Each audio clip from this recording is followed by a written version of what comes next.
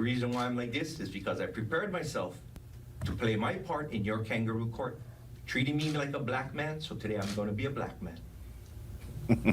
Char was convicted of stabbing 3 people in a violent road rage attack that nearly killed one of them on the H1 in 2016, but at sentencing, blaming the victims of the attack, saying he acted in self-defense and trying to explain his reason for wearing blackface. This kangaroo court is giving me a life sentence for me trying to protect and defend myself against the attack from 3 guys.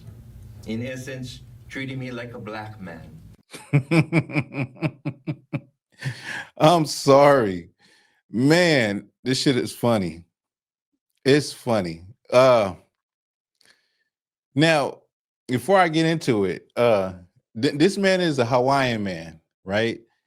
And so on his case, I guess he was, he got into it with 3 people, fighting 3 people. He pulls out a knife. I think he stabbed every one of them. No one died though, but they did give him like a life sentence with the possibility of parole. But just to hear him say like how he's saying it, treated me like a black man. I'm gonna play it one more time and then I'm gonna get into it. Now look, when he rolls into the courtroom, he got the fist up like damn near like Black Power. Look at this.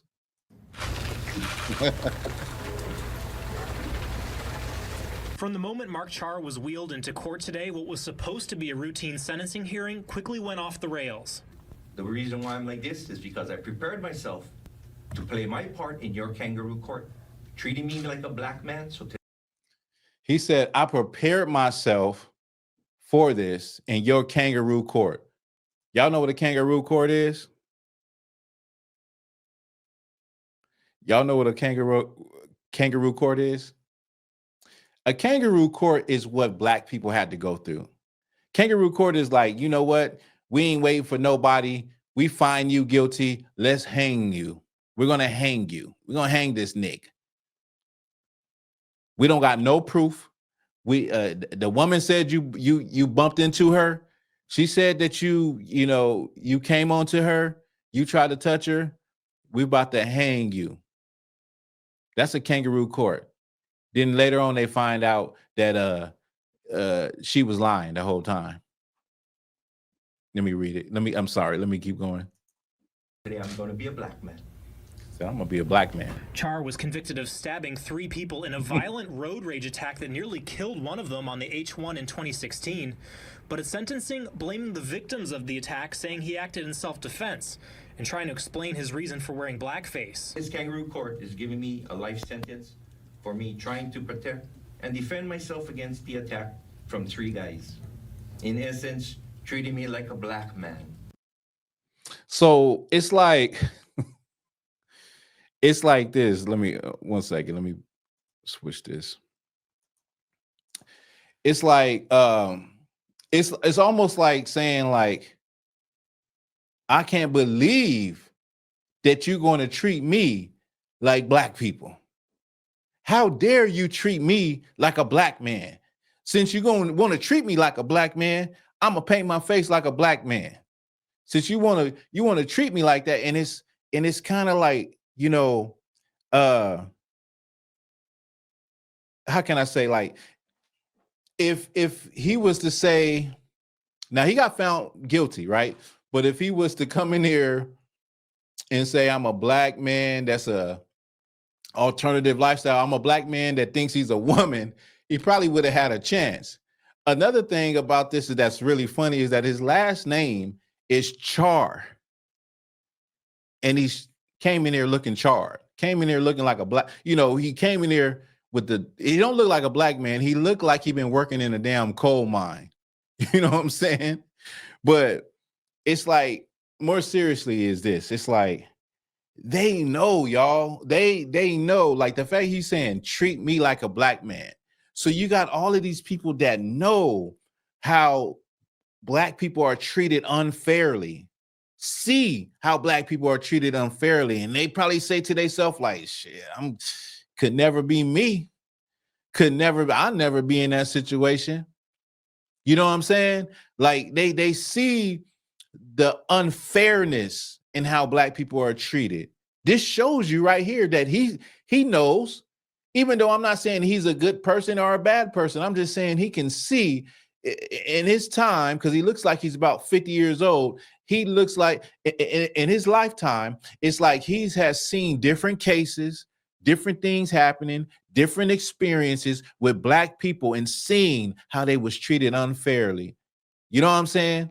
For him to even have the audacity to do that, which is crazy. That's crazy work for him to have that audacity. You know what? It makes me think of that time.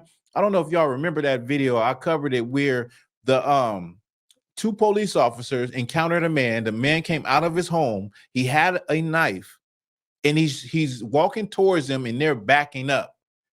And he's telling them, shoot me. You know what I'm saying? Why you won't shoot me?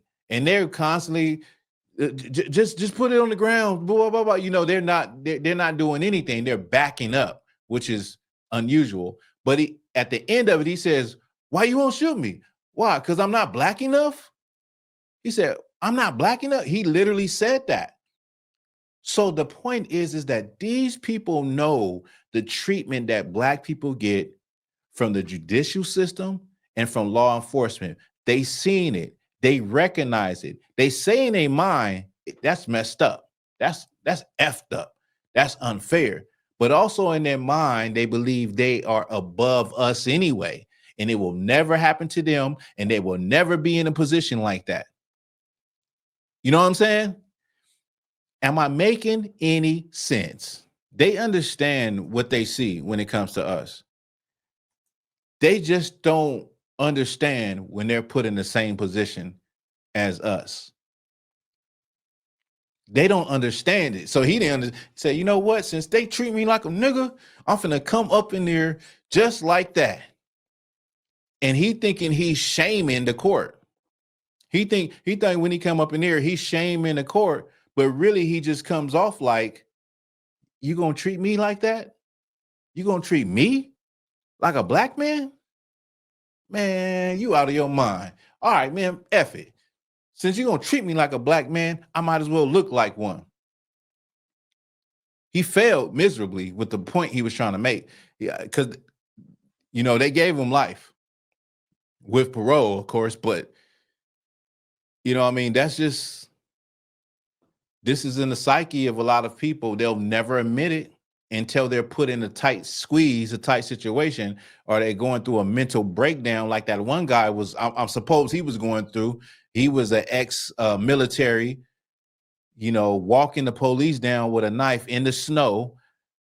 And he said, he's asking them to shoot him. And he said, what, I'm not black enough? I'm not black enough? Like, he's used to seeing black people get shot for less than what he's doing.